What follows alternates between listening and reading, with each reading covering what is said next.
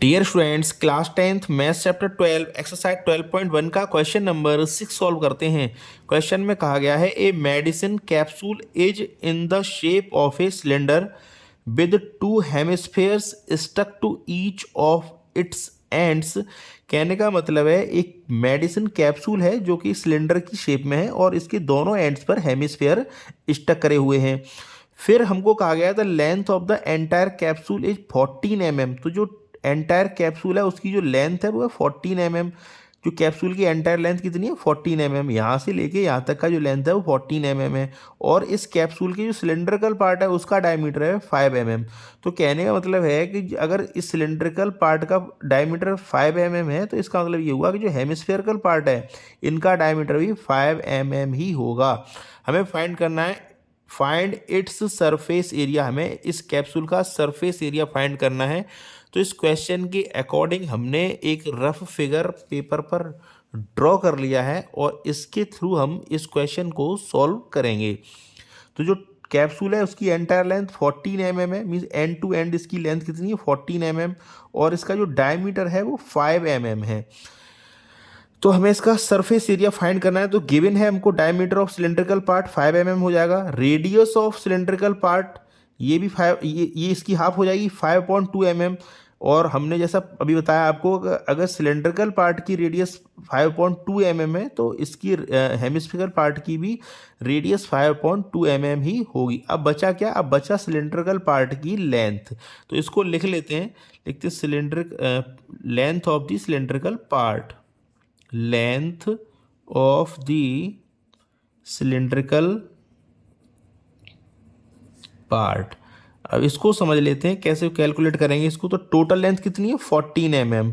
तो 14 mm से हम माइनस कर देंगे इन दोनों हेमिस्फेयर की रेडियस को, क्योंकि देखो जैसे इस जो कैप्सूल है ना इसका डायमीटर कितना है 5.2, तो इसका उस 5 mm, तो इसकी रेडियस कितनी हो जाएगी 5.2 mm। तो यहाँ से यहाँ तक भी रेडियस है और ये भी इसकी रेडियस होगी क्योंकि क्या है ये हेमिस्फेयर है। सिमिलरली इस साइड भी ये भी क्या है इसकी रेडियस है। तो हम दोनों साइड का इस रेडियस जो हेमिस्फेयर है ना इनकी रेडियस को माइनस कर देंगे, मीन्स 5.2 एंड 5.2 बोथ साइड से हम माइनस कर देंगे। तो लिख देते हैं -5.2 प्लस 5.2 mm। तो ये हो जाएगा 14 mm माइनस 5.2 प्लस 5.2 ये हो जाएगा 5 mm। तो जो बचा वो बचा 9 mm। तो हमें पता चल गया इस जो कैप्सूल है इसकी लेंथ कितनी है, सिलेंड्रिकल पार्ट की लेंथ कितनी है 9 mm है। अब हमें इस सरफेस एरिया फाइंड करना है। तो लिखते हैं सरफेस एरिया ऑफ कैप्सूल, ये इक्वल हो जाएगा सिलेंड्रिकल पार्ट है हमारा, तो सिलेंड्रिकल पार्ट का तो सी एस ए ऐड होगा इसमें। तो लिखते हैं C S A of cylindrical part plus दोनों साइड का हम कर्व सरफेस एरिया ऐड करेंगे इस हेमिस्फेयर का। तो दोनों साइड का ऐड करने से अच्छा है ट्वाइस ऑफ मल्टीप्लाई कर दे रहे हैं C S A of hemispherical part, C S A of hemispherical part, short में लिख दिया इसको मैंने हेमिस्फेरिकल पार्ट। हमने 2 का मल्टीप्लाई क्यों कर दिया इसमें? 2 का मल्टीप्लाई इसलिए किया क्योंकि दोनों जो हेमिस्फेयर है ना इनकी डायमेंशन सेम है, सेम रेडियस है, तो इनका जो सी एस ए भी आएगा वो भी सेम ही आएगा। इसलिए हमने अलग अलग ऐड करने से अच्छा है इनका 2 का मल्टीप्लाई करके लिख दिया। तो C S A of cylindrical part क्या होता है जानते हैं हम, 2πr/h। इसमें ऐड होना है twice of multiply C S A of hemisphere. तो C S A of hemisphere हो जाता है 2πr², यानी इसको लिख सकते हैं हम 2πr/h प्लस 4πr²। तो कॉमन लेंगे इसमें से हम 2πr। तो 2πr जब हम यहाँ से 2πr कॉमन मिल जाए, कॉमन लेके करने से क्या है थोड़ा कैलकुलेशन हमारी बच जाती है। चाहे तो आप डायरेक्ट भी इसमें वैल्यूज रख सकते हैं और आंसर आपका सेम ही आएगा। तो इसमें से हम क्या करें कॉमन ले ले रहे हैं। तो 2πr कॉमन लिया तो इस पार्ट में बचा h, और यहाँ से जब 2πr कॉमन लेंगे हम तो यहाँ बचेगा हमारा ट्वाइस ऑफ r।